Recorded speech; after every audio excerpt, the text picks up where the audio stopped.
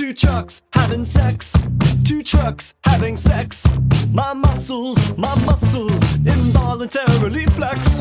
Two trucks having sex. Two trucks having sex. My muscles involuntarily flex. Two pickup trucks making love. Listen up, Autobots and Decepticons. You're listening to Prime Cuts, a non-linear history of the Transformers franchise on television. I'm one of your hosts, Audrey. I'm your other host, Mara. And we have a special guest with us today. Please introduce yourself, special guest.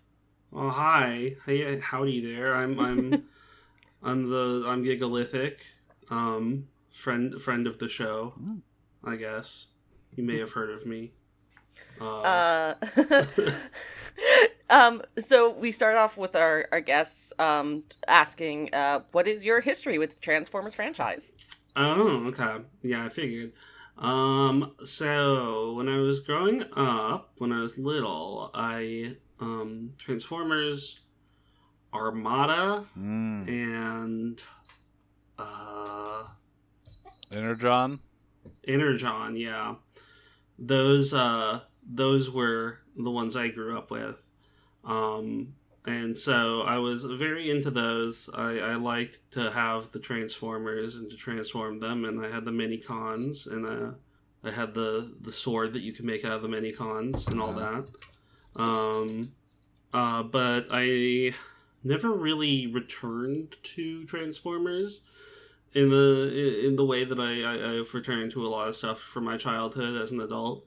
I haven't really taken another look at Transformers, which this is a really fun opportunity to do that.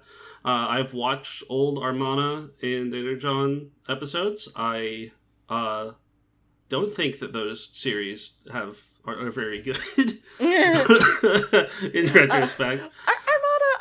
Armada's pretty good. Energon is a pretty big pile of garbage. It's one of the worst parts of this franchise. It was until we watched the Netflix series what we thought was going to be the worst thing we ever watched here. Very in that sweet spot of Digipaint where no one really is good at it, and but everyone is using it. Yeah, I similarly started my Transformers journey with Armada, and in fact, that was the first show we covered for this podcast. Oh, I'll have to go listen to that. Yeah, because it was Mara and I both had the same introduction to the franchise as well through Armada. It just, that's you're of a certain age, Yeah. It was also like the big franchise relaunch after the Beast era had wrapped up. It was kind of the next, the new thing, the new millennium, and all that. But we're not here to talk about anything new. Tsunami. That was important. That's true. We're not here to talk about anything new. We're here to talk about old dumb bullshit, which is to say, 2 episodes of G1 Season 2, The Golden Lagoon, and The God Gambit. I love these. Man, these are. There's something. I mean, here's the thing. Unfortunately, the Golden Lagoon is the funnier of this one, of these two, so it's kind of a shame that we're doing that one first, because the God Gambit, while still funny, is not nearly at the same level as the Golden Lagoon. No. It ends on a more positive note. Oh my god! What? Yeah. The triumphant, music playing over really funny. The end of this episode is wild. Somebody did not get the memo for the tone of the ending. Oh my god, it's so funny. Do we have sad Autobot music? Nope. What the fuck's a sad Autobot? I don't know. Just put the fucking horns over it again. Who cares? What do you think this is? Captain Planet? Go to those guys. Yeah, so the Golden Lagoon is what we're talking about first. I would say one of the famous episodes of this season of G1. Particularly for the laser light show that happens. And because every time there's like a special promotional lucky draw figure in Japan, they all just make them golden. So it's kind of it's keeping the spirit of the magical piss lake alive. So just can't get enough of that Electrum. I think to start off, we start off, and I'm immediately mad at Sea Spray. Like, I'm already pissed. Yeah, I know. I see him and I go a little red with rage. Yeah. Yeah. Okay. So we got Sea Spray, Beachcomber, Power. Beachcomber's not here yet. No, he is. Right, He's hanging out with everyone. What is it? Power Glide? Yeah, Yep. it's Power Glide. Warpath. And Perceptor. Warpath. It's not. Listen. This isn't very woke of me, but Warpath's verbal tick is very, very distracting. Bow! Yum! Zowie! Yow! Zowie! See, it's fine. It's not woke because he has a choice about it. I don't know if he's choosing to. It does seem involuntary. Yeah, this episode starts with Perceptor hanging out with the 1985 mini-bots. It is such a weird motley crew at this point that I really feel like they're just throwing darts at characters to decide who's in the episodes at this point. Because they introduced 30 new assholes over the course of 3 episodes, and now they're just like, okay, for both sides, by the way, because the crew that shows up from the Decepticons here is also equally weird. Why is Thrust and Ramjet here, but not Dirge? I don't understand. Nobody likes to hang out with Dirge. He's no, a fucking it's downer. true. We do get a moment where everyone very clearly does not like hanging out with Dirge. This lower decks ass crew. I like it because it's like there are 4 Autobots on screen. I don't know any of their names. Yeah. And I'm not particularly familiar with G1. But we get Perceptor in both of these episodes, who is like a character, so far as I can tell, that is not Red Alert. Yes. Yeah, like Perceptor, he's the smart guy. He's the they fucking our pussies guy of the Autobots of G1. The rest of these guys are just stupid. But he also has a very distinctive silhouette because he has a stupid ass alt mode. So he turns into a goddamn microscope. Yeah. Wait, so what? He turns into. He does it in this episode. Or in these Sorry, episodes. I must have like missed that. But he turns into a fucking microscope. Now you may think, like all of the other Transformers, different sizes. Yeah, I was about to say you may think like all of the other Transformers that turn into household objects like Soundwave or Blaster. Oh, he probably shrinks when he transforms, so he's like a normal sized microscope. I mean, sometimes he does.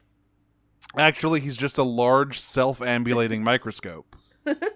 What about when Megatron turns into a gun? Is he like a small gun or he's like gun? I guess to a human he'd still be big, but he's like Transformer hand size. Oh, okay, so they can use him as that's not very alpha of him. I gotta say. Hey, how do you define the weird relationship you have with your second in command when he's the one literally pulling your trigger? Yeah, exactly. It's a weird relationship. I want a tally of like how many times does Starscream get to pull the trigger and how many times does Soundwave get to do it? Because Soundwave gets to do it in the Golden Lagoon. He does get to do it. It is almost always Starscream, though. Very interesting that the treacherous, disloyal one is the guy who always gets to pull his trigger. Yeah, I don't know. There's some his pussy game ridiculous. We've been through this. It's the only plausible explanation for why Starscream isn't fucking dead. Starscream, Megatron hates Starscream. Mm-hmm. Starscream knows how to finger his trigger. He's just the best at it. You know? So the reason I said I was immediately mad at Sea Spray is because we cut to everyone hanging out on the beach, and the guy who I know he's a hovercraft. He turns into a boat and he's just driving on the sand. Yeah. It's like, fuck you. Go fuck yourself. You're a water guy. Go in the water. You're literally on the beach. Go there. Where? The water? Go in the water. He flies later. It's like, okay, I guess he could just do whatever. And I'm sure it's because they realized, oh shit, there's a boat guy. We can't have Sea Spray in an episode if there's not water. But that's a skill issue. But yeah, also like the Decepticons just straight up fly without transforming, which just begs the question: why do they transform if they can just fly? Yeah, that is a problem they run into in this first series because you can only fly if you are not pure of heart. It's kind of a reverse Superman situation. It used to be in the original 3-part miniseries that launched this, everyone could fly. But they quickly decided that if everyone could fly, the Autobots would have no reason to transform. So they just, forgot how to fly. So Power Glide just has to transform to fly, but the Decepticons, they're just chilling out. Yeah, Power Glide is the only plane on the Autobot side. Don't ignore Skyfire. He doesn't exist. He's been unpersoned. And I guess Cosmos. Okay, well, he can only fly in space. He doesn't count. I don't count Cosmos. He's cute. He is very cute. It's a shame he spends most of the God Gambit as a statue, but what can you do? It's an adorable statue. Yeah. But yeah, I don't know what they're doing on the beach, but they're just kind of looking at rocks. Yeah. They just seem to be doing nothing. Time. Yeah, it's just Perceptor hanging out. And yeah, as you said, Audrey, the 3 Decepticons that ambush them are Ramjet, Blitzwing, and Thrust. Sort of a weird pairing, but what can you do? Why is Blitzwing leading 2 Coneheads? I don't... Well, because he can turn into a tank and a jet, he outranks them because he has. Oh, he's a triple changer. Right. But yeah, he actually does a really fun triple change in this episode against Warpath, where he dive bombs Warpath and turns into a tank right before it's so good. He contacts and knocks Warpath over. It's seeing a tank flying through the sky. It's always really funny. The good episodes for triple changes, because the next episode has my favorite triple changer in the entire series. God, Astro Train gets his flowers. And I forgot how funny his voice acting is in G1. There's something about Astro Train's delivery that just makes me think of a Venture Brothers character. I don't know what it is, but he has a cadence that I find really funny. And he's got that funny voice modulation where kind of everyone has this, but it's sort of more poorly blended. But we shouldn't talk about that. We can talk about that. No, yeah, we'll talk about him later. First, we have to get to this fight where the Decepticons ambush everybody, and Beachcomber just fucking abandons everyone to go through a hole in the rock. He decides that this isn't the vibe, and he's too high for this. He is a pacifist, and he's way too high for this. He's a lover, not a fighter. But he stumbles upon... They are doing some Coco Melon shit to him. He stumbles upon a beautiful Disney princess secret meadow such a funny scene. Filled with whimsical woodland creatures, and he literally does the thing where he holds his arms out and all the birds land on him. Yeah. It has to be a Snow White parody, right? Yeah. I'm big into Beachcomber at this moment. I love this guy. He just chills out. And he learns how to speak bird, and then he looks over and he sees, hey, that's a lake full of piss. That's crazy. Cool. He gets a golden hand. Yeah, he dips his hand into it and he says, Electrum. Wow. And this entire time... I love that... I love that it's Electrum, that somehow explains why there's a big pit of molten gold in the middle of this forest. Yeah, no, this is just there. There's some silver in it too. I get it now. You know. It's to be fair, yes. Perceptor does establish that there are minerally interesting rocks in the area earlier in the episode.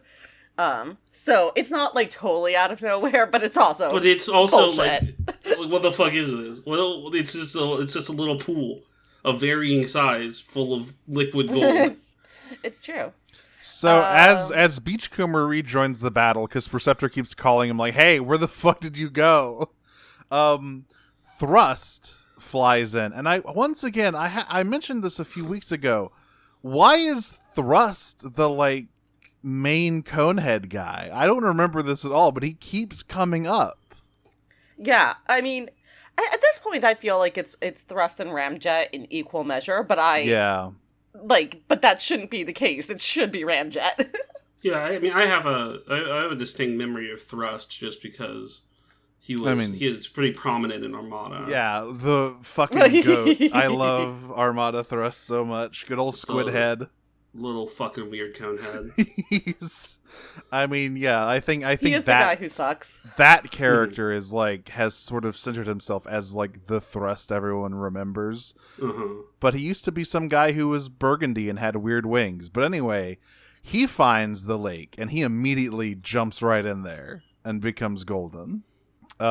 Speaking of Ramjet, can we talk about Ramjet's submarine capabilities? Yeah, well, yeah. There's they really just had to like fuck Sea Spray up as much as possible. Good, I support it. Yeah, which is it's like so funny because you're like, okay, we're having this episode in the water so Sea Spray can be in it, and then be like, yeah, he sucks even at the thing he's good at. A plane is out boating him. Like, it's a hovercraft. It deserves this. Yeah. You Giga, you said you were annoyed by fucking Warpath's shtick. Well, Sea Spray's like gargling voice is the worst thing ever. Oh no. He doesn't talk as much in this episode. Yeah. It's actually I genuinely, it is so miserable. I actually wonder how the voice actor did it.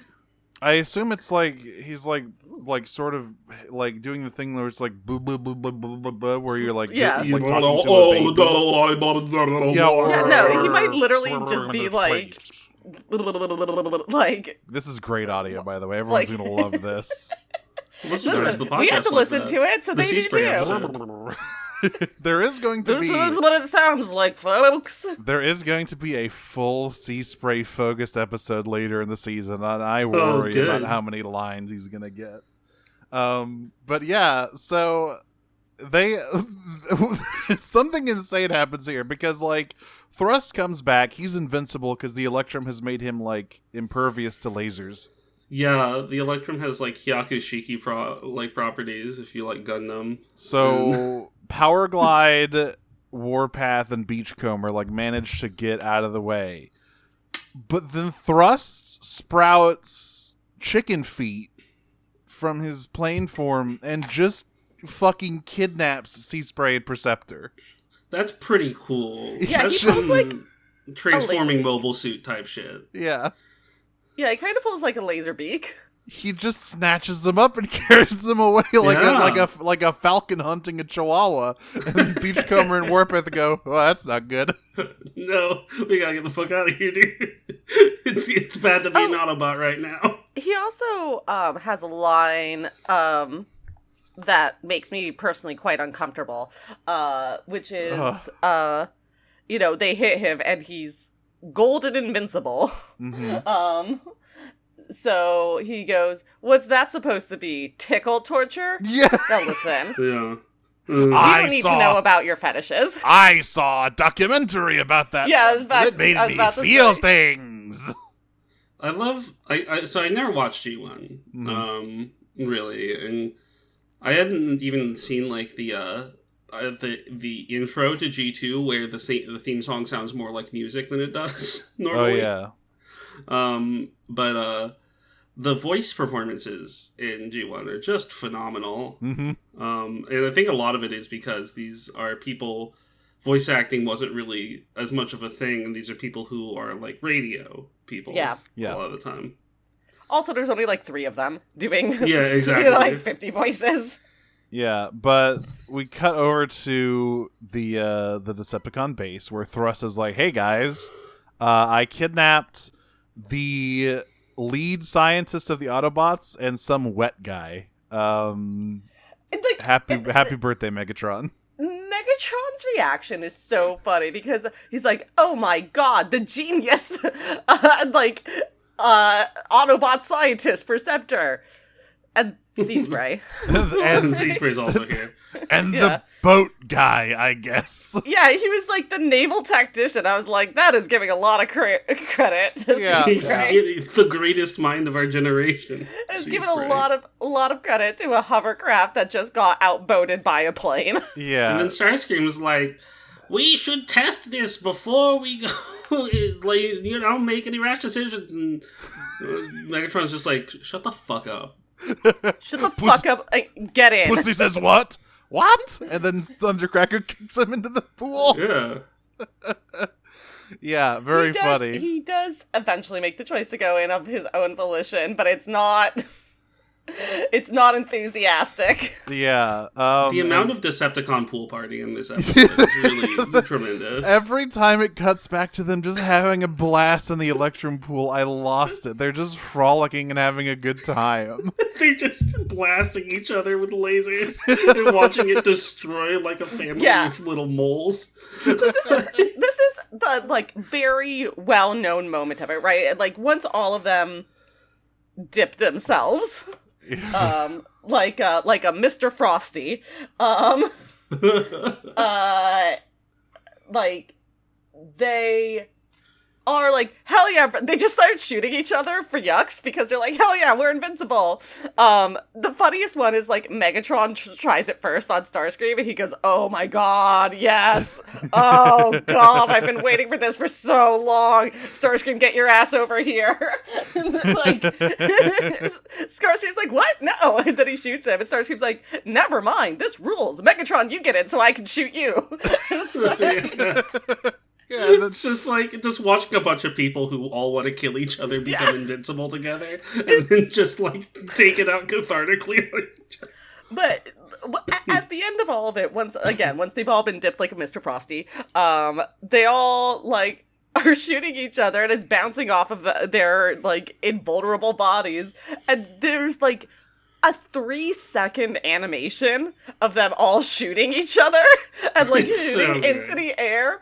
Which is, like, a very famous clip because it looks ridiculous, right? Like, conceptually, it's a bunch of gold-dipped assholes shooting lasers, but, like, even the way it's executed, it moves so fast, there has to be, like, dropped frames or something in that because they are moving so fast shooting these lasers. It's so funny. Yeah, and then we cut to, like, all of the rabbits fleeing the destruction. They're doing, like, Watership Down type shit to this fucking secret meadow of beautiful Disney creatures. They're doing Bambi shit. So, Beachcomber has still not told anybody about the pool he found. He never does. He just forgot. Well, he knows. No, he knows what's going to happen. Yeah, he knows. He's trying to protect the woodland creatures. Both of these episodes are basically the same episode. Yeah, whenever it cuts back to the Glen, I just think about the bit from Skybound where Optimus steps on that deer and like buries it and stuff. Very different moment tonally, but for some reason the visuals are very similar. Anyway, everyone goes back to like, I guess there's like everyone's hanging out at Omega Supreme's like mobile base. Everyone's like, hey guys, we need help. The Decepticons are up to some shit. So Mirage and Smokescreen like back them up. And very quickly, yeah, I've been here the entire time. And Mirage very quickly realizes they're fucked, so he goes to get help. He's been there for 10 minutes, he says. Yeah. Why would you not reveal... Again, this game changer ass, like, and me, I've been here the whole time type shit. Like, what are you doing, homie? He's got the ring of Gaijis. He's been corrupted. He's doing all sorts of shit we don't know about. Yeah, so Mirage and Smokescreen are here, and I just have to say one of my favorite lines for this episode, because Mirage goes invisible to like find everybody else. Smokescreen does the thing he's named after and makes a big smoke screen. And then Megatron says, just shoot the whole cloud. He's got to be in there somewhere. It's so good. And it works. And he was right. He finally figured it out. Still not the funniest Megatron and Smokescreen moment, because that, of course, goes to a few episodes earlier when he makes a smokescreen and Megatron says that one you think not being able to see will stop me. And you're going to have to do better than that. And then jumps and like fucking slams directly into a giant pipe. Yeah. right into his abdomen. Oh, it's so good. Oh, I love Megatron. So So Mirage goes to find everyone else hanging out with Omega Supreme, and he says, hey, shit's crazy. All of the Decepticons are gold, and we can't hurt them. And Sunstreaker says, fucking skill issue, bro. I'm gonna go and clean your shit up. Don't worry. No, let me pull up the exact words he uses. Oh, yeah. Yeah, because another questionable important. Sunstreaker line. What was it? Yeah, I'll blast a few big D's for you. So I just refer to Decepticons in my notes from here on out as Big D's. What did he say when he was talking about the Diverted River a few episodes ago? That he would never forget something that big and wet, and now he's gonna blast a few Big D's. Yeah. Oh, God, right, wait. I have it. Let me... What's going on? What's going on, Sunstreaker? What's up, dude? The fucking Sunstreaker. Optimus giving like morning muster and telling everyone about the plans, and Sunstreaker just makes the grinder notification noise. Yeah, exactly. Like, sorry, forgot to turn that off. Did you find the exact line, Audrey? It has to be here somewhere. I will find it. We can move on, but I'm gonna keep looking. A blister pack of poppers with sunscreen or Sunstreaker printed on them. Yeah. So he goes to blast a few Big D's, but as it turns out, nothing happens. He sucks ass. He shoots at someone. It doesn't do anything, and then it cuts to him and Carmen. He goes, "What?" and then gets blasted off the road. You dumb fuck. So of course you got to break out Omega Supreme. You got to break the big boy out to deal with this. Unfortunately, this is our first instance of Omega Supreme getting jobbed out to establish a bigger threat, because he gets his ass beat. Yeah, you can't really deploy Omega Supreme. Like, he presents a narrative problem because he's very big and very strong, and yet he cannot solve every problem. Yeah, so you have to limit him. Yeah, we were talking about how he always has to get disabled. Much more elegant solution to that in the next episode. This one, he just gets his ass beat. But I do really like... So, when we first saw him, he didn't quite have his classic vocal style yet, where he says one thing, colon, and other thing. Because when he's shooting at the Decepticons and nothing happens, it cuts to him and he goes, results, disappointing. And then he gets shot. Yeah. He's I don't know how to feel about Omega. It's not his best outing this week.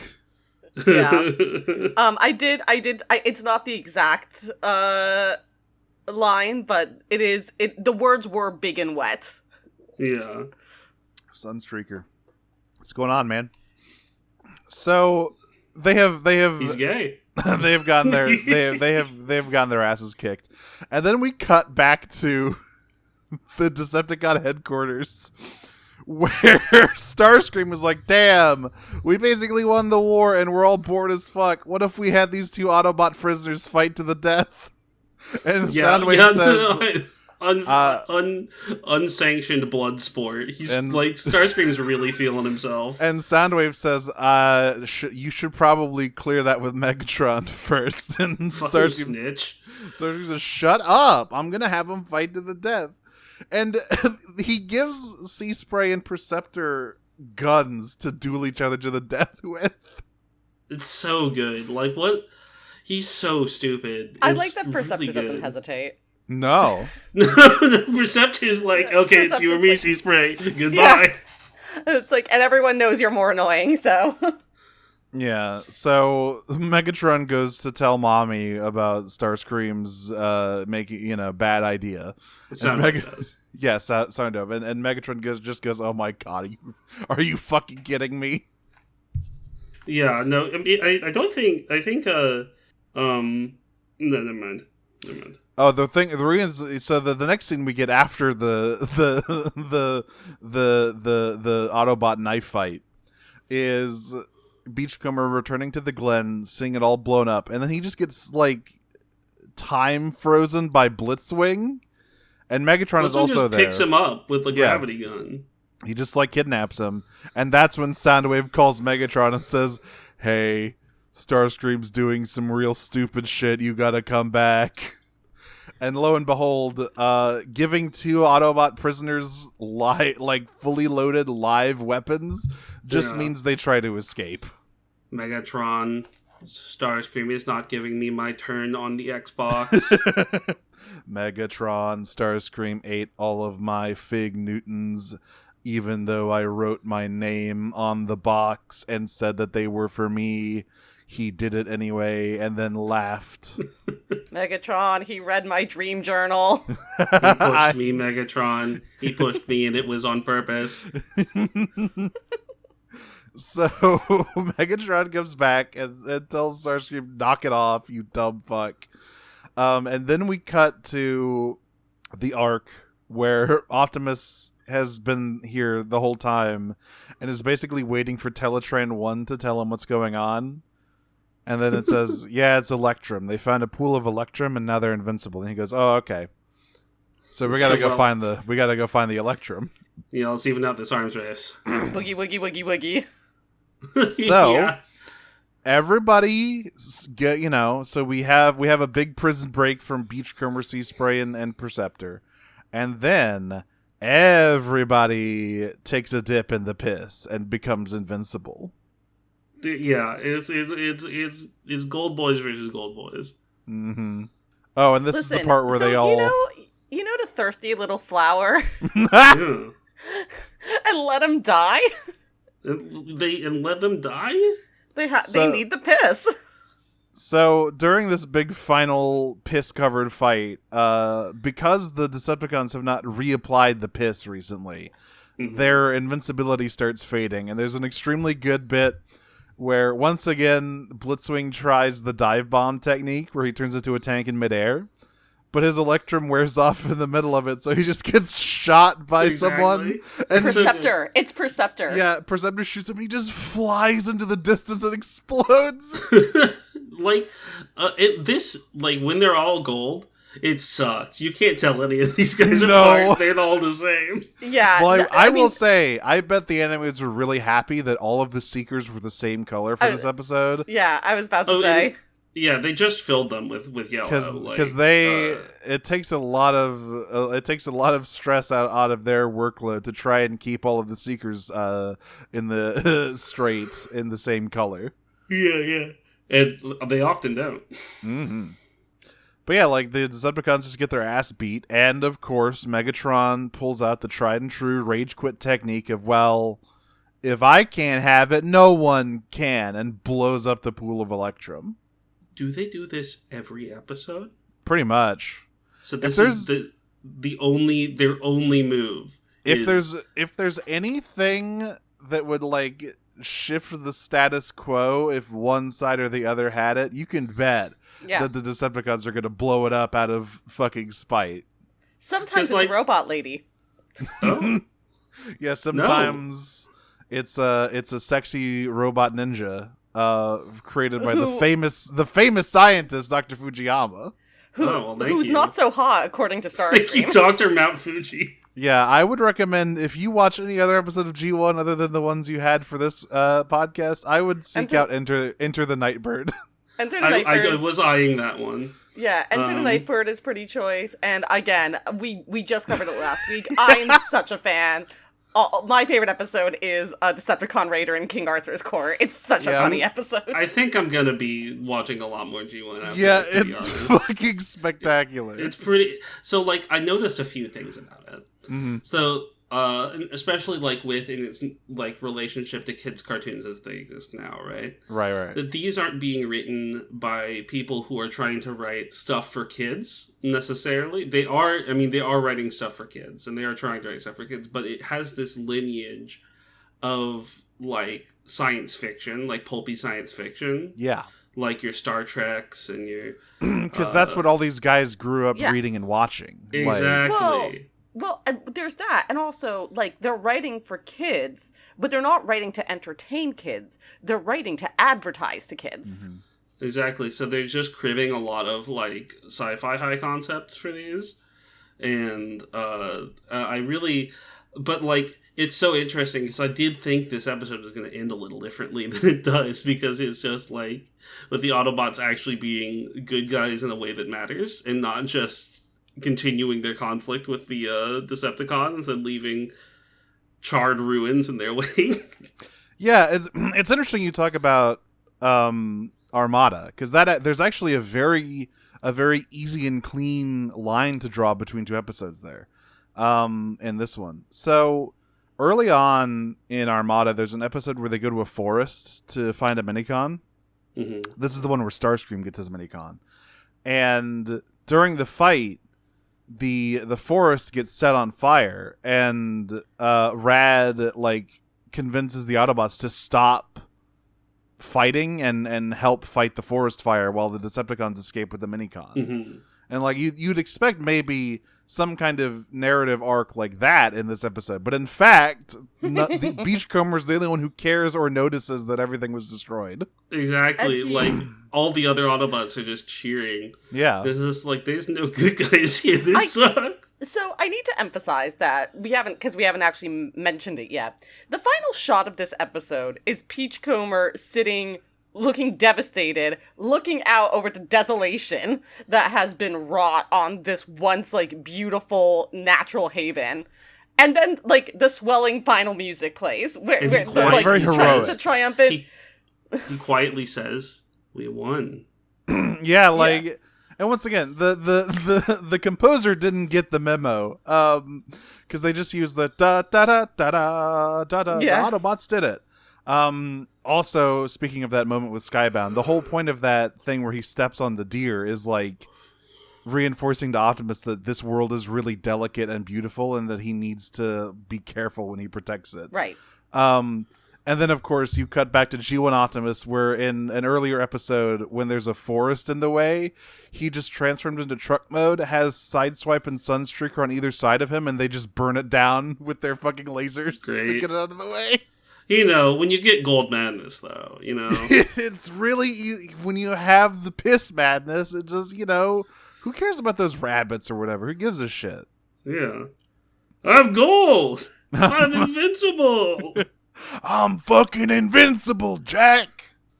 Yeah, we didn't see the part where afterwards, after they defeated the Decepticons, the Autobots all also started shooting each other. Yeah, just to do it. But yeah, that's the Golden Lagoon. It's one of the more... No one will say, but they were all wheeling for, aiming for Huffer. God, I'm so happy he hasn't shown up in a while. I fucking hate Huffer. But yeah, that's the Golden Lagoon. One of the more famous episodes of G1, I would say. It's certainly, if there was like a top 10 G1 episodes, it would be in there. Mm-hmm. This next episode, I think, is not quite that, but I think it's like just outside of the winner's circle. I think there's some really funny stuff that happens in The God Gambit. This one's a Star Trek episode. Absolutely, this is a Star Trek episode. And I just want to say one thing right off the bat. I know it's dumb to be like, wow, I can't believe they got this thing wrong in this stupid 80s cartoon for kids. They got the dinosaur facts are wrong. But this episode takes place on the Saturnian moon of Titan, right? Mm-hmm. And Titan is it's very famous for one specific thing. One thing that sets it apart from basically any other natural satellite in the entire solar system. It's that you can see the stars and all the sky from the ground on it. Well, the thing about Titan is the extremely thick atmosphere that it has, and somehow, like, it's fine. Whatever, you can have a bunch of weird aliens living on it. People thought that there might be life on Titan because you can't see it. Yeah, listen, it's like the bottom of the ocean, right? Like things evolve under very adverse to human conditions. Why aren't there Mesoamerican? You can't tell me that there aren't Mesoamerican aliens on Titan. You just can't. We don't know for sure. We only sent one fucking thing down there, and it didn't see any. Just saw some rocks. Just some rocks. Now, but yeah, that's not fair. These aren't Mesoamericans. They're racist caricatures of Mesoamericans. Sorry, racist caricature of Mesoamerican aliens. But yeah, the one thing about Titan, and they got it wrong. Great job, everyone. And you can't even say they didn't know. This was after the fucking Voyager missions. We knew. We knew. Okay, people knew from the beginning, but whatever. The important thing is we open on a chase. We have Cosmos fleeing from Astrotrain, and I really like that it cuts to Thrust and Starscream like sitting inside of Astrotrain in the driver's seat. I never really thought about that before, but that's very funny. I love Astrotrain. Astrotrain is such a good idea. Yeah. It evokes very specifically Night on the Galactic Railroad, that he's a spaceship and a train, which makes me sad, because Night on the Galactic Railroad is a very sad story, but it's still, like, it's a great thing to have. Just this guy that turns into a space shuttle and also a train. So, actually, I guess I forgot. The first thing we see is the aforementioned extremely racist caricatures of Mesoamerican cultures living on Titan, where this guy, what the fuck is his? Yeah, Jero has created, like, a fake, like, god, like, kind of mechanical Turk thing to fool all of the silly tribesmen into worshipping him. And Talaria is like, that's bullshit. Yeah, you're a liar. Based. Yeah. And she actually exposes him. She's moderator on r/atheist. I'm a big fan of Delaria. I like her. I like what she's got going. Unfortunately, directly after proving that the Sky God is fake, Cosmos fucking falls out of the sky, and everyone's like, "Oh my god, the Sky God was real! The Sky God, it's real!" So, back to square one. Also, there's a lot of fuel concerns in this episode. There's a lot of people worried about running out of fuel, because Astrotrain is almost out of fuel from this chase. So Starscream, and Ramjet all land, and immediately upon seeing that these guys are like worshipping Cosmos, Astrotrain's like, wait a minute, this seems like a pretty sweet gig. What if I become a god? He's got that colonizer instinct, baby. Well, wait. Yeah. Well, before they see anyone, Starscream has one of the wildest lines. Yes! What the hell was this? Where did you learn this? Starscream has one of the wildest lines I've ever heard from him. Why does he notice? Starscream, like, looks down at, like, this empty, like, area that has just been cleared out because everyone's going to check out Cosmos. And he goes, here's the chapel, here's the steeple. Open its doors, and where are the people? Homie, why do you know Shut this? the fuck up, you freak! Like, I wanted Thrust to just turn to him and go, "What the fuck did you just say? What are you talking about? Excuse me? What's a church? Have you been hanging out with Wheelie or something? Why are you rhyming?" Anyway, that's when they notice. The Astrotrain notices, like, all of the shit going on. Is like, I think I should be God, because I think that'd be pretty cool. And Starscream says, well, no, hang on a minute. And then Astrotrain, like, I outrank you, and Astrotrain outrank my hand. Astrotrain just chokes him out. Yeah. Like, okay, there's something. It's the rule of the jungle, baby. There's something about Astrotrain here that I think is really funny. So, obviously, we've talked about how Skyfire's character was cheap and introduced to being a bus, right? But that's what Astrotrain is, a bus from the start. Astrotrain is the fucking Decepticon transport. That's his thing. But unlike Long Haul, his entire character is not just complaining about his job, because that's Long Haul just complains about having to do anything at all. There's a sense that Astrotrain is like a long-suffering, like, guy with a shitty job, and the first opportunity to come out on top, he fucking jumps on that shit. No, he's been on some forums, and he's, like, ready to do some Heart of Darkness shit the moment, like, the opportunity presents itself. He's ready to go. And yeah, he just tells Starscream, shut the fuck up, I'm God. And Starscream just has no choice but to go, yeah, okay. Sure thing. It even comes up, like, again later, because, like, Ramjet's like, why are we doing all of this work for him? And Starscream's like, because he almost killed me. Because he's bigger than us. Also, you said Ramjet, it's Thrust. The Coneheads. But yeah, so they they do some fucked up shit to Cosmos. Yeah, they take out his little wire. Yeah, Yeah, although this is really like a pair of war crimes episodes. Can I mention though the way Astro Train introduces himself to the natives? Because he's like, all right, hang on, they're all focused on this dumpy little UFO guy. That's bullshit. I'm going to show them what real Sky God looks like. So he turns into a train, chugs his way through the forest, turns into a shuttle and does some tricks, and then transforms back. And he goes, "I am your god now." Yeah, if someone did that, I would also, I'd be like, all right, might as well. Yeah, and then they basically put Cosmos in the sunken place. Yeah. It's fucked up. Yeah, they detach his soul from his body for a little bit. Yeah, because they have to make sure he can't call for backup, because he was in communication with the Autobots about finding energy, which, as it turns out, is the Titan is full of fucking, would you believe it, extremely volatile energy crystals. It keeps happening. Crystallized electric lava, as we find out. Yeah, most energy sources in G1 are crystalline in nature, including the Earth's core. You need energy. What are you gonna do? Not get the crystals? And this is also where I have some more problems. So, okay. Omega Supreme's back, right? Mm-hmm. And he is, other than Cosmos, Omega Supreme is the only guy that can do deep space flight.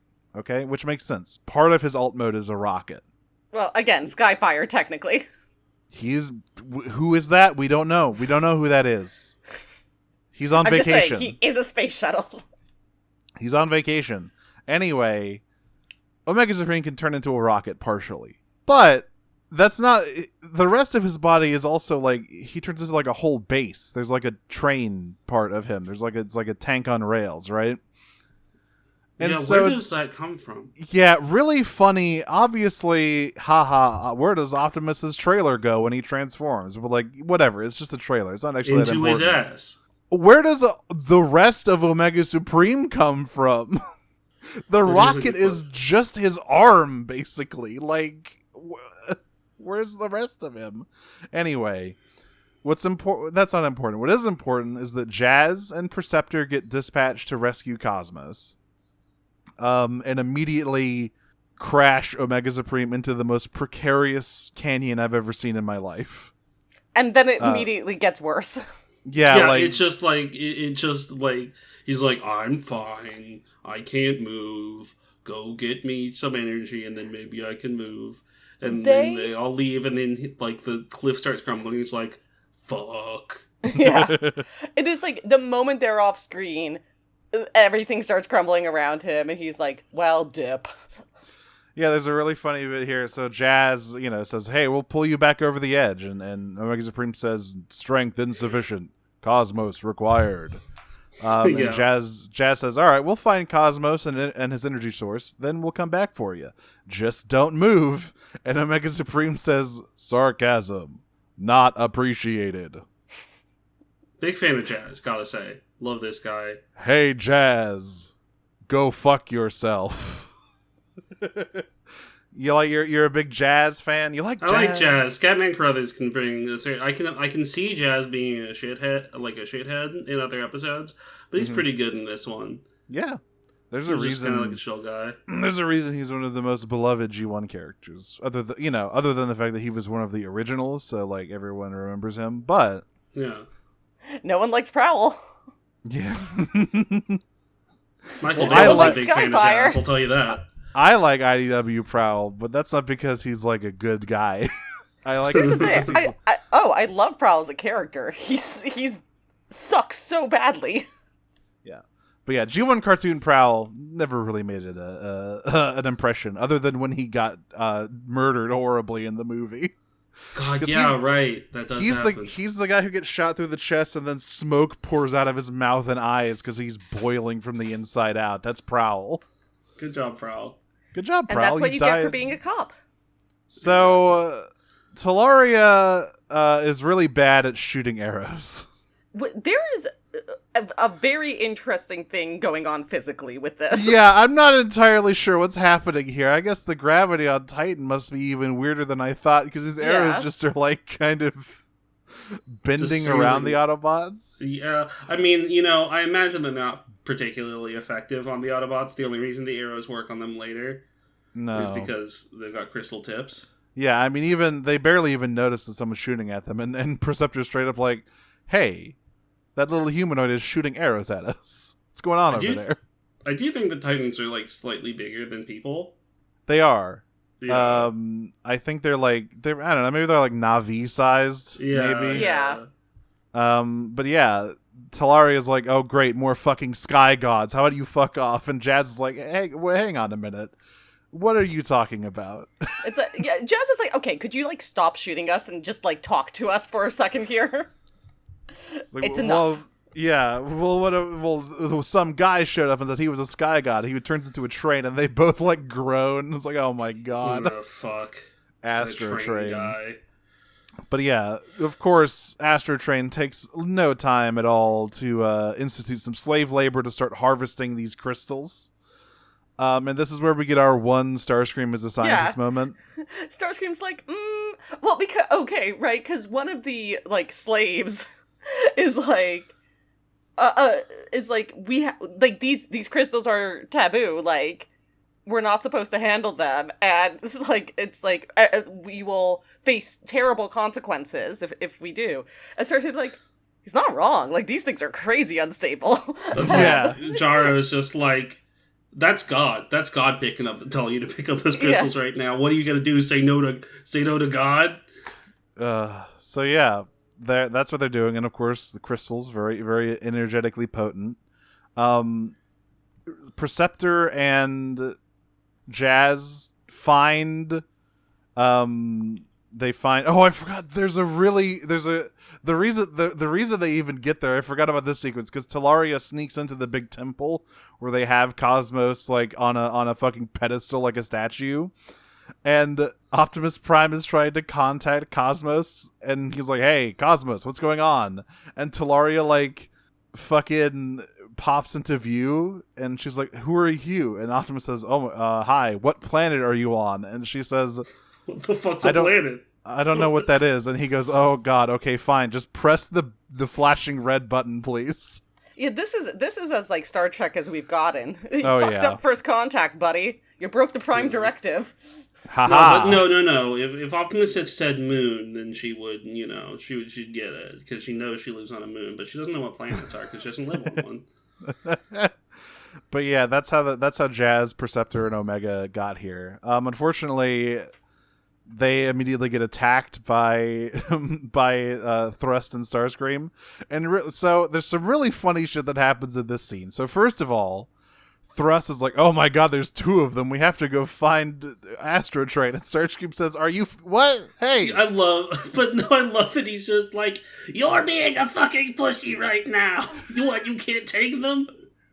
And then he flies in, and Jazz picks up a rock and throws it at Starscream, who I swear when he crashes just makes lead pipe dot wav like repeatedly. When he transforms into his jet mode, he makes the sound of Darth Vader's TIE Advance. Oh yeah. No. Listen, no, there's a lot of Star Wars sounds in this show. This show they frequently dip into the Star Wars sound library. There's a lightsaber igniting noise somewhere in this later.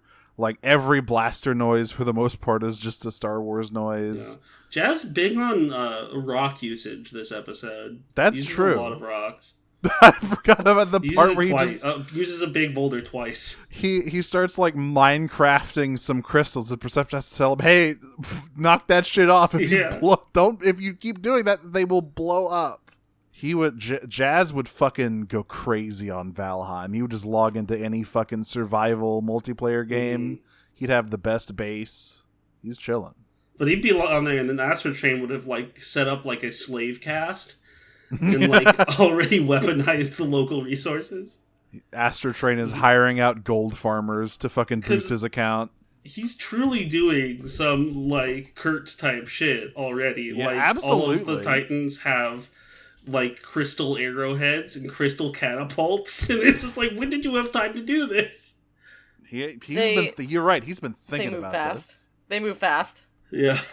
It's like those guys who are like, oh, I've got 3 zombie survival plans. Like, that's weird. Why do you think so much about that? I mean, like, Astro Train is the kind of guy who would do that. Let's be... He's a bus, right? And he's got a lot of long flights with nothing to do. Exactly. He's listening to Joe Rogan. He's getting lots of ideas about things that he shouldn't be. But you know what? He's out there. He's on ayahuasca. He's really just feeling himself. So, Astro Train shows up and manages to chase Jazz and Perceptor away. And then he captures Talaria and says, "A heretic! What more fitting end than to be sacrificed?"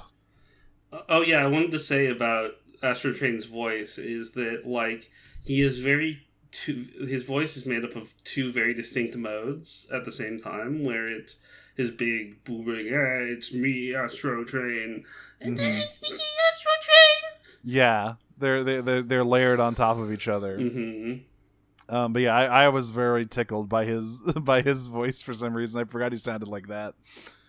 But yeah, he's immediately down for like, all right, we're gonna sacrifice her on the blood altar. Let's go. Let's do this.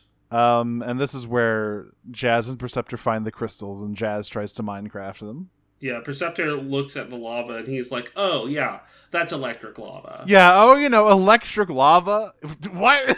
And so these crystals are made of crystallized electric lava, which, sure. Of course, is, as we all know, is a really good fuel source. The electric lava really doesn't look much like lava at all. In fact, it barely looks like a liquid. I think they just kind mostly of... looks like water. Yeah. And then sometimes cum. As with many of these things in the show, it is normal to want, impossible to achieve. Yeah.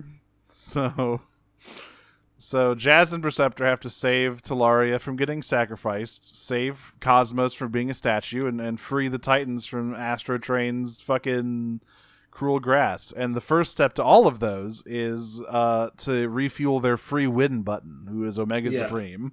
Fair enough. But they don't have time for all that because Talaria is going to be sacrificed, so he sends Perceptor off to do it. Yeah, and then Jazz... Yeah. Jazz tries to save her. The Perceptor situation, the Omega Supreme situation has become considerably more fraught. Yeah. The time they've been away. He's just been this cliff has been slowly crumbling. He and Perceptor nearly fall in the electric lava, but thankfully he's put enough crystals in him to refuel him. So Omega Supreme flies right to the thing. Oh, I forgot. Okay, so there's a third guy. There's a named Titan character. His name is Scrawny, apparently. Mm-hmm. And there's a few other guys that are like basically Jarrow's fucking whipping boys, and they get banished to the Crystal Caves. So when Jazz and Perceptor are talking about like, hey, be careful with those crystals, I could blow up and kill everything. This guy walks up and says, "Why don't you just do it? Oh, you fucking sky gods just covered and ruin everything. Why don't you just blow us up?" And Jazz is like, "Okay, hey man, calm down. Chill out, man. It's gonna be okay, dude. Just chill it, okay? We'll figure it out. You don't have to worry about it." It's been 3 days. And you gotta think, if people think Astro Train is an impressive specimen, what the fuck are they thinking when Omega Supreme just fucking drops out of the sky and completely wastes the Decepticons? No, I gotta say, Jazz's little fucking pistol puts in some fucking work in this episode. Just one hits the Decepticons a few times. He's a sharpshooter. Yeah. But yeah, once Omega Supreme hits the fucking field, Astro Train is like, all right, well, we're fucked. I can't do anything about this. So of course. He's a disciple of Megatron's tactical genius. So he deploys Plan Alpha Zeta 5, Neener, you can't have it. And he goes to blow up the crystals. And Jarrow comes down here and says, wait, Lord Astro Train, what about me? And Astro Train says, die like the worm you are. Yeah. God isn't real, asshole. Bye. Get fucked. And look, this is what happens to collaborators. They weren't fucking kidding about the chain reaction, though. This is a dirty pair level of destruction that they the fucking explosion is enormous. Mountain ranges explode. Like, it's crazy. It basically wipes out every single structure the Titans have, and they just have to move across a giant ravine and start rebuilding the city, because literally everything else has blown up. I feel like an explosion of this size would have, like, destabilized Titan's orbit or something. It's crazy. Thank you, Autobots. You really helped us out. And the day is why is Titan Jordan Peterson? I mean, like, it really is, like, the mood of G1 really is, my job here is done. You didn't do anything. Absolutely. No, it's super, it's like, well, our continent sank into the ocean, but, God isn't real, so... You know, so, hey, we're going to reach a new enlightened society now that we've freed ourselves from Jarrow's cruel theism. I don't think we'll ever hear from the Titans again. So who knows what's going on over there? Yeah, I mean, you know, good for them. They shouldn't be brought into all this. One of the most famous, like, the you didn't do anything. To me, we haven't gotten here yet, but there's a line in season 3 that truly like encapsulates all of G1. There's an episode where it's Ultra Magnus going down to the core of a planet, and he says, "My God," or he says, "That's the most beautiful thing I've ever seen." 1 second pause. All right, give me the bomb. Phenomenal. Yeah. And that's G1. So yes, Astro Train's attempt to become Colonel Kurtz didn't really pan out. No. Titan has a giant, like, scar on it. But hey, it all's well that ends well. Because there's a little UFO guy. That's right. Like, whose side are you going to be on? The ones, like, Astro Train's side, or the one with a little funny guy? Yeah, on the one hand, I do love trains, but on the other hand, Cosmos is shaped like a friend. Yeah. I mean, kind of funnily, this is actually the character arc for Soundwave in the IDW1 comics. That's true. Soundwave becomes disillusioned with the Decepticon cause after getting fucking trickeroosed by Galvatron, and so Cosmos is there to help him, and Cosmos is the final guy. And then he gets a big fat crush on this weird little guy. That's right. And they go off to a moon. I can see Soundwave defecting. He's a big rule follower, and, like, I can see him becoming disillusioned with the sort of Darwinian anarchy of the Decepticon. I honestly love IDW. He's, you know, a lot of the IDW versions of these characters are obviously the best ones because they have so much more depth than your average, like, cartoon. Yeah. But IDW Soundwave is really great. He's still not my personal favorite Soundwave, which is, of course, Prime Soundwave, who is the fucking goat forever. And he looks freaky. But anyway, that's the God Gambit. The Gambit didn't really work. And also, nature has been ruined forever. Cue the triumphant music. Yeah. So, with desolation in our wake. Yay! Yippee! So we've got some questions in our Comlink channel. We do indeed. Okay. We have a lot this week. Okay. Starting off from Creamzeek is, what in y'all's opinion is the most redundant piece of Transformers lore, a la Electrum pieces in D&D's Forgotten Realms? I don't know enough about D&D to know what that means. Redundant. What do we think she means by redundant? All I know is that Electrum is real. It is real. It doesn't do that. It's an alloy of gold and silver, but and it makes you invincible and makes you want to, like, shoot your friends. well-known aspect of Electrum. And maybe it's the gold madness. I'm not sure what Yeah. this So is there's getting like, I guess when I think of like a redundant piece of lore, I think of like something that something that used to be important but it was kind of left behind. Because there's a bunch of that in G1, right? I mean, I guess like Reflector's whole deal. Yeah, Reflector, like, there are characters who just get forgotten and tossed to the side, but I guess mine would actually be, when we haven't gotten to these episodes yet, but, like, G1 has a bunch of different ways you can make a new guy, right? But at the end of the season, at the end of season 2, the main one, the one that is, like, the go-to appears to be Vector Sigma, which is, like, the Vector Sigma is the supercomputer at the heart of Cybertron, and it gives Transformers life. Don't worry about the Dinobots. Don't worry about that. Or about the Combaticons. Again, don't worry Or about... the right. Combaticons. Yeah. But Vector Aerial Sigma's bots. place in the lore basically gets completely usurped by the Matrix come the movie. And going forward, the Matrix is usually the like source of life and wisdom for Transformers, with some detours for the Allspark after the first movie, because you have animated and a couple of other things. But like Vector Sigma's importance was really sort of reduced. That's what I think when I think of like what's a redundant piece of lore. Now, granted, Vector Sigma is still very much around. It's just like a different thing. It doesn't really occupy the same like role, but it is important. Favorite Transformers thruple, hard mode, no Starscream. Cyclonus Tailgate Whirl, easiest question of my fucking life. Yes, if we can choose from any property, then that is very easy. If we're limiting ourselves just to the G1 cartoon, that's harder. I mean, the answer for me is the Elite Trine, but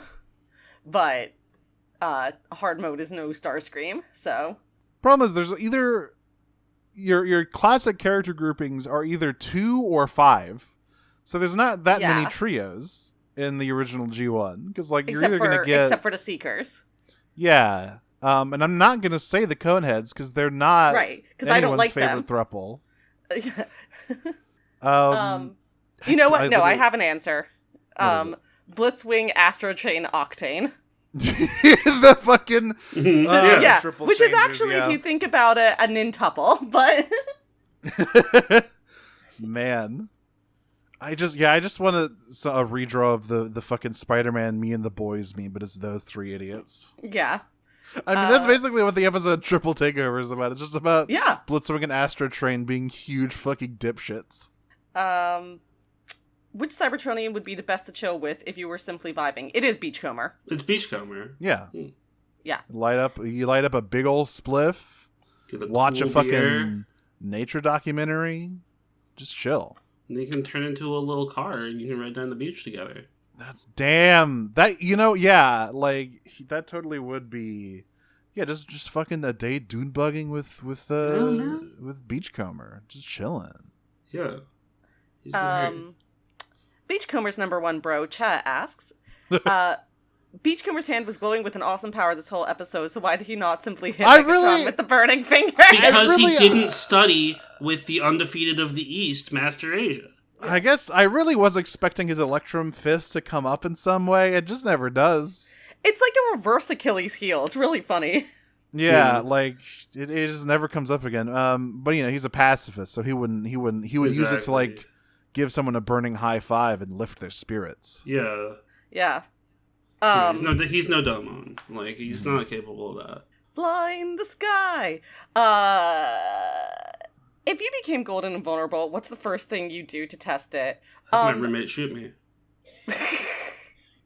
I would touch a hot pan. Yeah. Jump off a high cliff, like a roof or something. Actually, no. You know what I would do? I would do the stupid thing that, like, a huge percentage of cis dudes do when told about, like, tasers. Like, it's like, oh, you have a taser? Can I try it? I bet I can take it. And like, yeah, I'd like throw myself groin first into a railing. Like, I would pet my cat's stomach beyond him trying to pierce me with his nasty little claws. Surpass the limit. See the warning signs and then ignore them. If you had Electrum skin, you could bother cats so much. I know. They couldn't do anything. I'm bothering mine right now because he's so cute. Are you kidding me? Oh my god, I need to show you this photo of him. Yeah, let's see. Live fig update. Sorry, this is like the cutest he's looked in a long time. Yeah, show me him. Show me the boy. Already. Come on. Really? I'm waiting with bated breath. Oh, baby. That's so cute. Look at those paws. Yeah, I love when cats do the little, like, nyah. Like, he does it all the time, but he looks so baby here. You just have to keep in mind, he is the size of a small bus. But yeah, he is also ready to go. If you don't have an Electrum hand, then you are not safe. That's right. Okay. Where are we? Would you want to see modern Transformers come back to the concept of the Golden Lagoon? No. Like Giga was saying, this is a pulpy sci-fi, like, Twilight Zone episode transplanted into Transformers by overworked, high-strung, on-uppers TV writers. And I don't think we need to come back to it. You couldn't recreate Iron Eyes Cody in a modern context, so there's no real point. That's true. But yeah, just like, I mean, it gets referenced because and silly like G1 reference, but like it's not a story I need or like a concept I need returned to. It's just fun. Yeah, I'm sure it has been returned to. Yeah. It's just environmentalism. That's right. Okay. Is there a better piece of anti-war imagery in all of G1 Transformers than Beachcomber morosely sitting alone amid a devastated environment while his companions celebrate a victory? Imagery, no. But, my god, the rest of what's going on audio, like, audioly during that moment, kinda takes away from it. A little bit. Yeah, it would be the best image, like, anti-war image in the show if the composer had gotten the memo. Regrettably, he didn't, and so we got generic heroic theme. Mm-hmm. Dead Name Stealing Faye asks, Beachcomber didn't want to give Megatron his love, his anger, and all of his sorrow. Oh, sorry, that was in reply response of the to, burning finger. Yeah. Actual questions. How do you start a cult in 3 easy steps? Step 1, fall out of the sky, turn into a train, turn into a shuttle. Everyone can do it. Be on the lookout. Be aware of your surroundings, the right place and the right time. It will happen. Then you gotta strike. You gotta be decisive. You can't hesitate. When the opportunity presents itself, when these guys are worshiping the sky gods, and they're like, "No, there's no sky gods," and then you're sky gods, you gotta take that moment. Mm-hmm. Alternatively, you can be sacrificed to try to keep a god at bay and then be chosen as that god to lead a new cult. And then you go through a roguelike and kill all of its siblings. Oh, yeah. And then you become the god yourself. Where's the Astro Train DLC for Cult of the Lamb? Yeah, really? Jesus. We need to make Cult of the Lamb like Fortnite. Yeah. Oh, fuck. What are your opinions on the 80s environmentalism that is Bambi's magical piss lake on Titan, and how is that linked to the divinity of Astro Train? Okay, that's a word salad of the prompt I used. Wait, what? Yeah. We know that Astro Train is true, is divine, because he said so, and I believe him. I mean, he's an upstanding guy.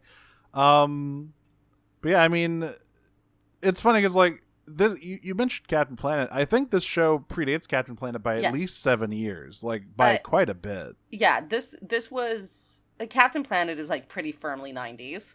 Yeah, I feel like the strain of 90s environmentalism that Captain Planet most aptly like embodies was nowhere near the like public consciousness of TV writing back in 84, or I guess this is 85.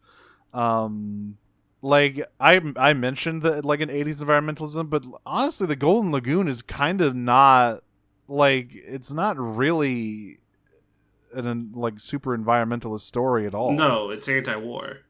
The Yeah. episode of Armada that I mentioned is much more like straightforward environmentalist.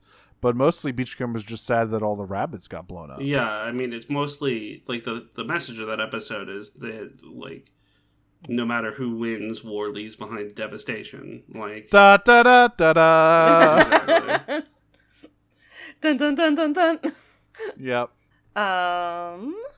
Okay. Coil resident Autobot Railcon asks, do you think Cybertronian can suck the energy out of a crystal with their mouth? Yes. I would love to see that. Do you have anywhere I could? Do you? Do you know any websites? I've got some resources you can look up. Okay. I'm sure Audrey has many as well. Okay, you do one PowerPoint on how Transformers fuck, and suddenly... And suddenly you're the guy who knows how to suddenly Yeah, I'm the the Transformers can fuck guy. Yeah. And suddenly you're on the hook to perform the emotional labor of explaining Transformers for the rest of your life. Ah, that's Now, That the is- greatest post was of this all how time. Transformers can have sex or how they can procreate? Both. More having more the sex part. More the than- sex and the procreation. Yeah, Okay. more the sex than the procreation. I think that I do think that puts you as a qualified expert in the field. I will say the final slide of that presentation is I don't think you should be the post like being mean to people while asking them to perform the emotional labor of explaining Transformers porn.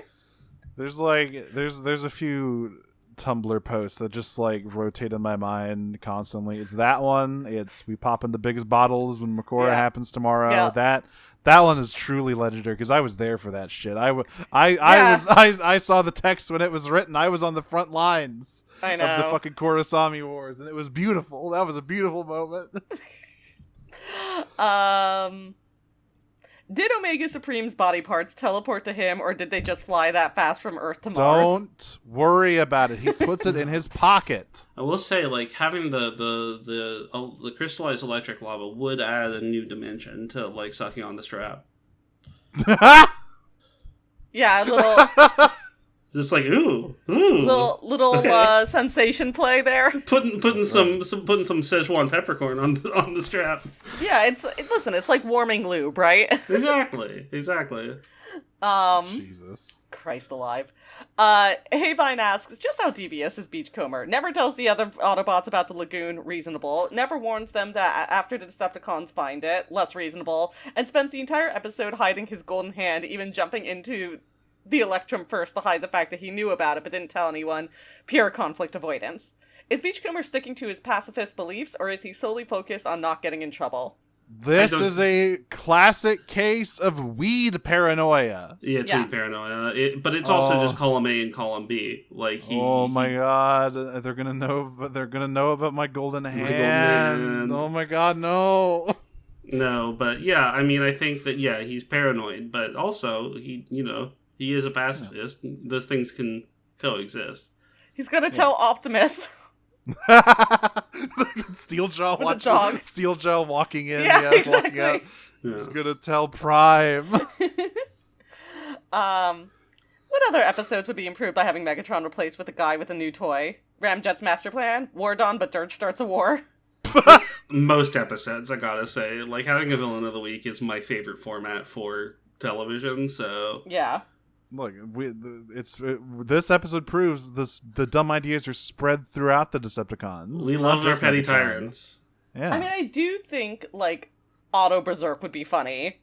Just because so much of that is driven by Megatron's insane relationship. Mm-hmm.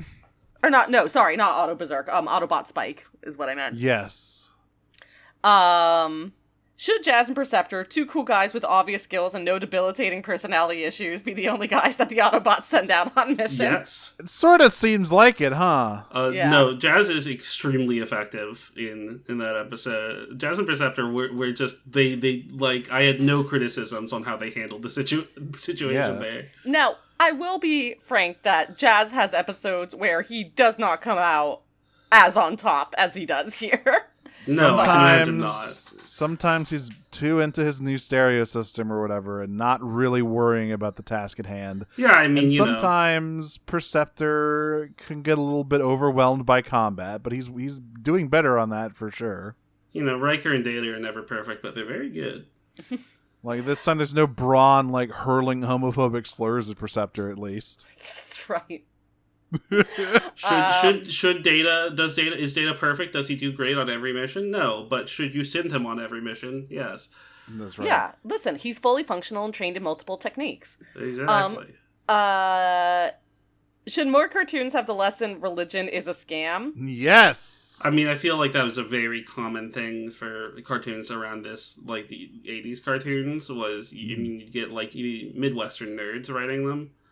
And they'd be like, I mean, I do want to have like a little asterisk here, which is that like not all religion is a scam. This is a very like Christian centric perspective. But like I think the idea that organized religion is a scam. Again, like sure. But I think the lesson that like you should question like authority figures who are trying to control what you do with your life is a good one. Yeah, I mean, it is more like religion as a method to establish a hierarchical system of rule. Right. Yeah. And finally, but Lord Astrotrain, what about us? If only for the fact that he actually provides answers when asked about things, is Astrotrain actually a somewhat decent god figure? I mean, he's certainly not the worst. No, he will at least tell you like it is. Yeah. Listen. No, he sucks. He's evil. Yeah. Sideway Sam asks, would the episode have been improved by having the invincibility star jingle from Mario playing in the background at like 10% volume whenever an augmented guy was on screen? Does it stack per fucking Electrumed guy? Because that sounds like a nightmare. Right, but 10% volume goes pretty high. I just love the concept. Sorry to go back to the last question, but I meditate and an image of the Buddha comes to me, and he's like, oh yeah, here's some answers to the questions that you've been having. And while he's telling me, he's like kicking dogs and throwing children into lava pits. I was like, oh okay, I feel pretty, I feel like I came out of that, feeling happy that I believe the things that I did. Look, for a small down payment of $9.95, Astrotrain will answer all of your questions. Exactly. And then blow you up with a crystal. He's a self-help guru. Like, he does give these people what they want, but not in a way that's good for them. No. Which Decepticon would be able to actually start a cult on Earth? Oh, I Sunstorm. Yes, right. Yeah, obviously, Sunstorm. Yeah. The guy who literally thinks he's the fucking Messiah. Yeah. Which, to be fair... Yeah. He is a walking nuclear reactor that's constantly bleeding off radiation. So, like... Yeah, okay. Yeah. Like, if you were a walking Chernobyl, maybe you would also think you were divinely sent. God, I cannot believe that the fucking thing that has done the most with Sunstorm as a character is the fucking Dreamwave comics. Like, bring him back. I know. I love Sunstorm. I almost said the Rainmakers for Thruple, but there's besides Acid Storm and Sunstorm, the third is always so up in the air that it's like really fun.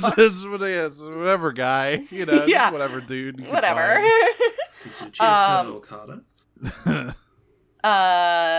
Geist asks, how often do you think Thrust throws himself headfirst into random weird colored pools, hoping they're piss like some invulnerability after this episode? Well, with a head like that, I mean, headfirst is the only way to go. That's right. I think any like strangely colored pool, he jumps right in, hoping again. It's like, oh my god, what if it's this time? What if it's this time? He's always disappointed. Ramjet does it too, but that's just because he loves hitting his head. It's true. So he loves ramming into things, folks. I'll blast some big D's for you. I would never forget anything that big and wet.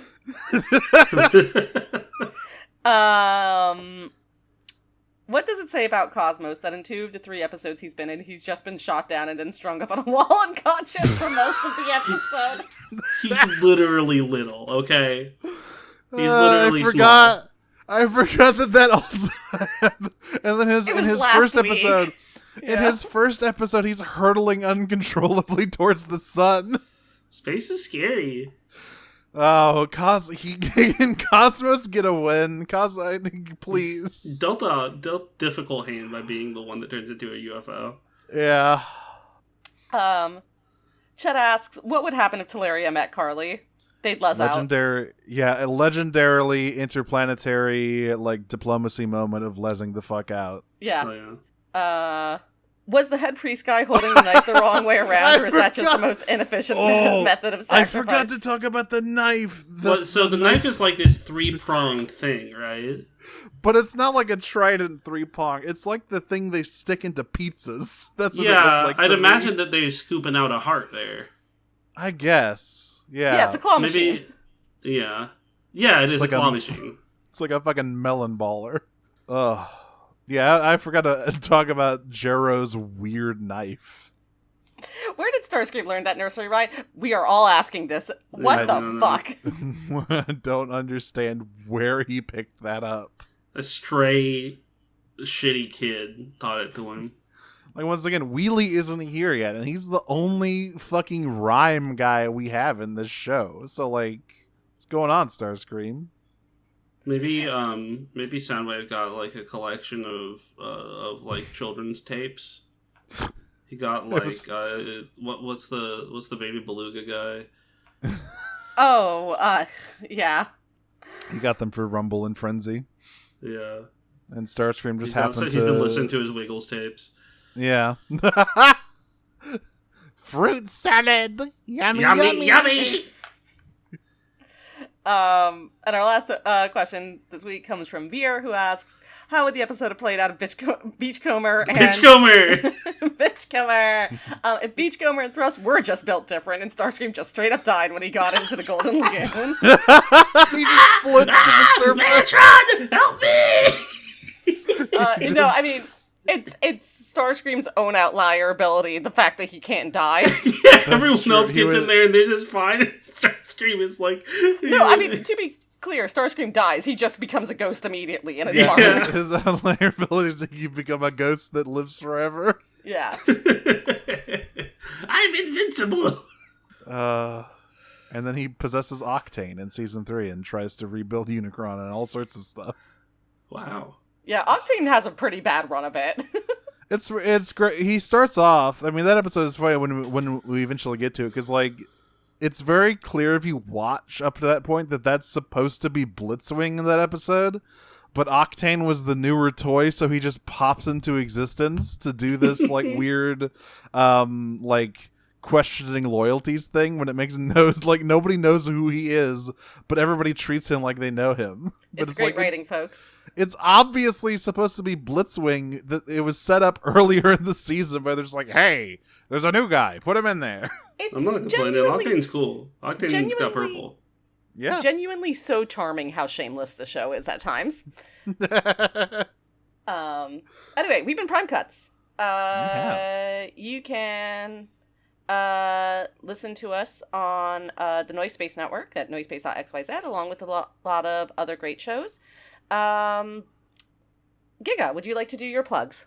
Oh, yeah, sure. I'm not doing much these days. I stream regularly on Fridays and Mondays on the HKIP Discord. If you are into that and you like watching funny stuff with funny people. I'm a lapsed artist somewhat, trying to mean to get back to that for a while. And you can find me on Blue Sky and Twitter basically everywhere under the handle Gigalithic. I'm Mara. You can find me on Twitter, not Twitter, Blue Sky at marawyvern.biscuit.social, on Tumblr at Cyclonus with a 5 at the end of it. And of course, you can find the show at primecutspod.biscuit.social and on Patreon at patreon.com/primecuts. Forgot to plug our Patreon. Our next week is our first Headmasters episode, and it gets wild. We already recorded it, and you are all in for a treat. And so, of course, this also comes with a new responsibility that they have to build the muscle memory for. Yeah, that's right. So thank you to our Elite Guard level patron this month, Sabrina Steele. And I am Audrey. You can find me on Tumblr and Blue Sky at Optimum on Prime, which is my funny robot internet joke. You can listen to the other podcast I do called Pot of Greed, which is about Yu-Gi-Oh! I've been cast in and am the script editor for a radio drama called Disappearances of Lydia Fontaine, which has wrapped recording. It's in editing right now and will be coming out in a few months, which is very exciting. The first season of which. The pilot is available now at lydiadisappears.com. And sometimes I do Star Trek themed drag. And you can find that at Maxwell Warp on Instagram. So until next time, dear listeners, I am going to strap on my floaties, my flippers, jump, cannonball into the piss pool, hit my head on a rock, and float up to the surface like a dead bug, transform and roll out. Oh, thank you, Sea Spray. I'm going to teach my car how to play patty cake, because apparently that's a thing I can do. Transform and roll out. Peach. Peach. Peach?